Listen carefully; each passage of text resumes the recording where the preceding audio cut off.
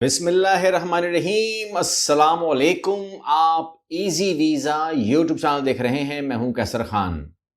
अगर आप लोग वाकई में यूरोप में जॉब करना चाहते हैं, आप जानना चाहते हैं कि पाकिस्तान से किस मुल्क में अप्लाई किया जाए, कहाँ पे आसान होगा, किसके लिए आसान होगा, किन कंट्रीज़ को टारगेट किया जाए, खर्चा क्या आएगा, प्रोसेस क्या होगा, हमें सारा काम खुद करना है, तो फिर ये वीडियो आप लोगों के लिए है। शुरू से लेकर एंड तक आपने कंप्लीट देखनी है, अमल भी करना है, तो सक्सेस आपके कदम चूमेगी। मैं शुरू कर रहा हूं यूरोप के हवाले से। सबसे पहले हम अपनी चेकलिस्ट समझ लें कि हमारी चेकलिस्ट क्या होनी चाहिए, ताकि हम जितनी अच्छी प्रेजेंटेशन देंगे उतना ही अच्छा हमारा काम होगा। जाहिर है, सबसे पहले आपके पास एक यूरोपियन स्टाइल किसी भी फॉर्मेट में, मगर यूरोपियन स्टाइल सीवी होनी चाहिए। उसकी खूबसूरती मैटर नहीं करती, वो यूरोपियन स्टाइल होनी चाहिए, ये ज़रूरी है। और एक कवर लेटर जो खुलासा कर दे मैक्सिमम एक पेज के अंदर कि आप लोग जो है कौन है और क्यों अप्लाई करना चाहते हैं और आपके अंदर क्या एनर्जी है, उस हवाले से। इसके अलावा पोर्टफोलियो को भी शामिल कर सकते हैं। और पोर्टफोलियो के लिए, जिस तरह फॉर एग्जांपल मेरे पास लोग आते हैं जॉब के लिए, हमें भी लोग बोलते हैं कि जॉब करनी है, तो हम एकदम से किसी भी बंद को नहीं कह सकते कि जी आप को मैं हायर करूं तो आपके कमालात क्या हैं, आपने क्या काम कर रखे हैं। अगर किसी वेब डेवलपर को हायर करना है या किसी ग्राफिक डिजाइनर को हायर करना है फॉर एग्जांपल, या किसी सोशल मीडिया एक्टिविस्ट को हायर करना है, या कुछ भी हायर करना है, तो हम उसे कहते हैं कि भाई अब तक जो काम किया है उसके बारे में बताइए। तो वो कहता है कि जी मैंने काम बस किया है और वो तो मैं करता रहता हूँ और कर चुका हूँ वगैरह वगैरह, लेकिन वो अपना पोर्टफोलियो नहीं रखता। तो पोर्टफोलियो बहुत जरूरी है। अपनी एक वेबसाइट बना लीजिए या कोई फेसबुक पेज बना लीजिए या कुछ भी, लेकिन अपना पोर्टफोलियो स्ट्रॉन्ग कीजिए और अपनी लिंक्डइन को ठीक कीजिए, अपनी इंडीड को ठीक कीजिए। ये तमाम चीजें बहुत जरूरी हैं। लैंग्वेज में अगर लोग सीरियस हैं, देखें यूरोप को अप्लाई करने के दो तीन तरीके हैं ना। एक तो आप अप्लाई करते हैं कि चांस लेते हैं, कुछ लोग सीरियस होते हैं। अब मेरा जो इस पॉइंट है ये सीरियस लोगों के लिए है कि अगर आप यूरोप अप्लाई करना चाहते हैं तो जो लैंग्वेजेस आपके सामने आ सकती हैं उसमें बिल्कुल इंग्लिश नंबर 1 के ऊपर है। इसके अलावा जर्मन है, इसके अलावा फ्रेंच है, इसके अलावा स्पेनिश है। ये 3-4 जबानें ऐसी हैं जिसके अंदर हेलो हाय अगर आपको आ जाए तो आपकी जिंदगी वैसी भी आसान होती है और काम करना भी आपके लिए आसान हो जाता है। अच्छा, अब यहां पर आपको मैंने इन्फॉर्म कर दिया है कि आप ये तमाम चीज़ों को ठीक करेंगे और उसके बाद आप लोगों ने इंडीड के अलावा, लिंक्डइन के अलावा जो कंपनीज की ऑफिशियल वेबसाइट्स होती हैं उनको भी टारगेट करना होता है और कुछ कंट्री स्पेसिफिक भी होती हैं। जैसे फॉर एग्जांपल अगर हम जर्मनी की बात करें तो जर्मनी के अंदर स्टेप स्टोन को जो है आप ले सकते हैं। मैं इसको लिंक नीचे डाल दूंगा डिस्क्रिप्शन में, वहां से ले लीजिएगा। और मेक इट इन जर्मनी, इसको भी आप ले सकते हैं, ये भी जर्मनी में आपकी हेल्प करेगी। और नीदरलैंड के लिए अनडचेबल बहुत अच्छी वेबसाइट है। इस तरीके से और कंट्रीज के लिए भी वेबसाइट होती हैं जो स्पेसिफिक फॉर द कंट्री होती हैं। वहां पर वो हमेशा गवर्नमेंट जो है वो तमाम वो जॉब्स डालती हैं जिन लोगों को आप लोगों को अट्रैक्ट कराना होता है और उनके मुल्क में उसकी कमी होती है। अब सबसे बड़ा सवाल जो आता है, जो सवाल आप रेगुलर करते हैं, बार बार करते हैं, वो ये करते हैं कि जी पाकिस्तान से वो कौन सी कंट्रीज हैं जिनको टारगेट किया जाए तो मेहनत हमारी रायगा ना जाए। ठीक है ना, मेहनत तो होगी लेकिन रायगा ना जाए। तो उसके लिए सुन लीजिए गौर से, वो ये है कि अगर हम बात करें सिस्टम की, तो सिस्टम कहता है कि जी जर्मनी भी बेस्ट है, नीदरलैंड भी बेस्ट है, पोलैंड भी बेस्ट है, वगैरह वगैरह। लेकिन यहां पर अगर आप तवज्जो दें, अगर आप मेरे फार्मूले पे चलें, तो मेरा फार्मूला ये है कि यूरोप में सबसे पहले आप मेक श्योर करें कि आप अपना एंट्री बनाएं।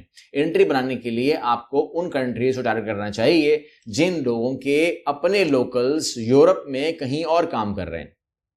समझने वाली बात है कि फॉर एग्जाम्पल मैं मिसाल दे रहा हूं, अगर लिथुआनिया है, अगर लिथुआनिया का लोकल लिथुआनिया में काम करना नहीं चाहता तो वो कहाँ काम कर रहा है? जर्मनी में कर रहा है, फ्रांस में कर रहा है, स्विट्जरलैंड में कर रहा है, इटली में कर रहा है, कहाँ कर रहा है? कहीं तो कर रहा होगा।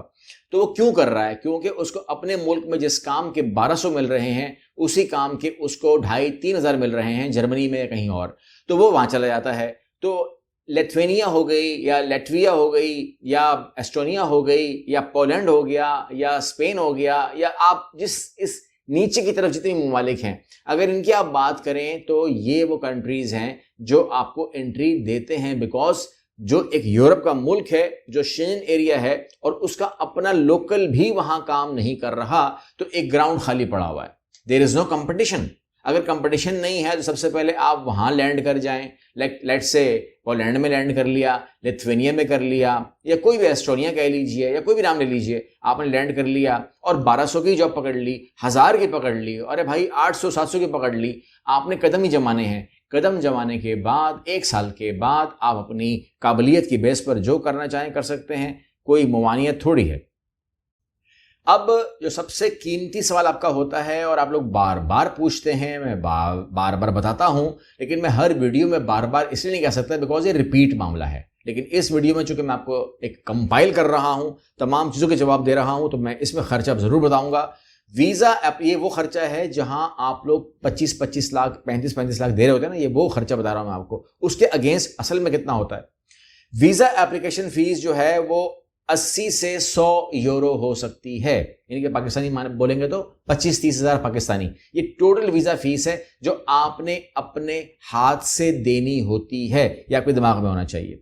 इसके बाद आपने अपनी इंश्योरेंस करवानी है, ठीक है, और उसके बाद आपने अपने डॉक्यूमेंटेशन अटेस्ट करवाने हैं HAC से, मूफा से, और ये खर्चा ना होने के बराबर होता है, आप जानते हैं। अभी हमने मूफा से जितने डॉक्यूमेंट अभी टेस्ट करवाए हैं उसमें उसने हमसे 1 रुपये भी नहीं लिया, तो इसलिए मैं कह रहा हूं कि ये ना होने के बराबर होता है। अगर आप फ्लाइट टिकट की बात करेंगे तो ये तकरीबन 1.5 लाख से लेकर 2.5 लाख तक हो सकता है, depend on the country, depend on the season कि आप कब जा रहे हैं, क्योंकि मैं 12 महीने के हवाले से बात कर रहा हूं, ठीक हो गया। इसके अलावा आप कहते हैं कि जब मैं वहां जाऊंगा तो क्या मैं जेब में मेरे पैसे होने चाहिए? अरे भाई, वो तो अगर आप विजिट वीज़ा पर भी जा रहे हैं तो पैसे होने चाहिए, और कम अज कम अगर आप यूरोप में जा रहे हैं तो मैं कम अज कम 2000 यूरो आपसे कहूंगा। आप कहते हैं जी मेरी सैलरी तय हुई है 1000 या 1200, even then I will say come a come 2000 euro लेके जाओ, उधार लेके जाओ, कुछ भी लेके जाओ, मगर 2000 जरूर लेके जाओ। अब ये तमाम का तमाम खर्चे जो है अगर आप देखते हैं तो कोई 8-10 लाख रुपए आपके जेब में पैसे डालने के बाद ये आता है, प्रोसेसिंग वगैरह तमाम चीज़ें। अगर हम कर रहे हैं तो काम, अगर हम कर रहे हैं तो हमारे लिए यूरोप प्लैटिनियम प्रोग्राम ये बन जाता है। अगर आप कर रहे हैं तो आपके लिए ये सेल्फ अप्लाई प्रोग्राम बन जाता है, और आपने ये तमाम चीज़ें अप्लाई करनी है, लिंक भी दिए हैं, तमाम चीज़ें दी हुई हैं, आपको अप्लाई करना चाहिए। इसके अलावा आप कहते हैं कि कोई स्पेसिफिक प्रोग्राम भी होते हैं, जिस तरह हम लोग यूरोप प्लैटिनियम प्रोग्राम कह करके आपको पूरा काम हम करते हैं, इस तरीके से और प्रोग्राम भी होते हैं जिसको ऑफिशियल लैंग्वेज में लिया जाता है, जिसको सब करते हैं। उसके अंदर यूरोप का ब्लू कार्ड आता है, आप ब्लू कार्ड प्रोग्राम ले सकते हैं। इसके अलावा जॉब सीकर वीज़ाज आते हैं, आप वो ले सकते हैं। इसके अलावा नोमैड वीज़ा आते हैं, आप वो कर सकते हैं। इसके अलावा स्टूडेंट वीज़ाज आते हैं, आप वो कर सकते हैं। ये तमाम भी पाथवेज हैं जिनको अप्लाई करके आप अपने मामलात को करवा सकते हैं कंप्लीट। मैंने कोशिश की कि जल्द अज जल्द मैं आप लोगों को एक ही वीडियो के अंदर तमाम चीज़ें बताऊं। आखिरी में मैं आप लोगों को बताऊं कि मैं इस टाइम वेट कर रहा हूं उस फ्लाइट का जो मुझे अलाउ करे लाहौर में लैंड करने के लिए, अल्लाह के हुक्म से, क्योंकि अब तक हमारा जो एयरलाइन है अब तक उसने मुझे गो अहेड नहीं दिया, या वो टिकट के लिए डेट नहीं दे रही है। मुझे लाहौर से खबरें आ रही हैं कि जी वहाँ पर फ्लड का मामला है या बारिश का मामला है या वटेवर जो भी है।